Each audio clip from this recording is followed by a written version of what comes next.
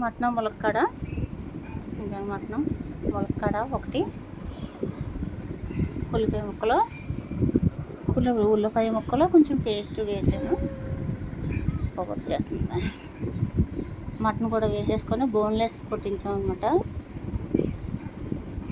ములక్కాడలో గరం మసాలా అన్నీ వేసేసుకోవాలి. ములక్కాడలు కూడా మటన్తో పాటు వేసేసుకుంటే బాగుంటాయి అన్నమాట.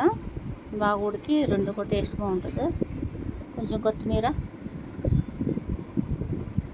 పసుపు, కారం, ఉప్పు, ధనియాల పౌడర్, గరం మసాలా అన్నీ వేసేసుకొని వాటర్ మాత్రం కొంచెం మునిగే వరకు వేసేసుకోవాలి. వేసుకుంటే బాగా రెండు కలిపి బాగా ఉడుకుతాయి అన్నమాట. మనకి చక్కగా ధనియాల పౌడర్, గరం మసాలా వేసేసుకొని వాటర్ మునిగే వరకు వేసుకోవాలి. సాల్ట్ ఏమో తర్వాత వేస్తాను నేను, ఫస్ట్ వేయను, ముక్కకు పట్టేస్తుందని.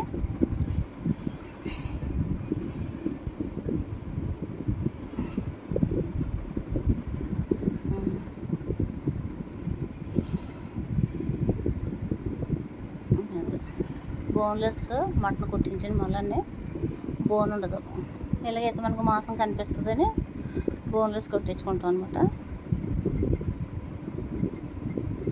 దగ్గరికి అయిపోయాక కూర లాస్ట్లో వీడియో మిస్ అయింది, గిన్నెలో తీసాక గుర్తొచ్చింది.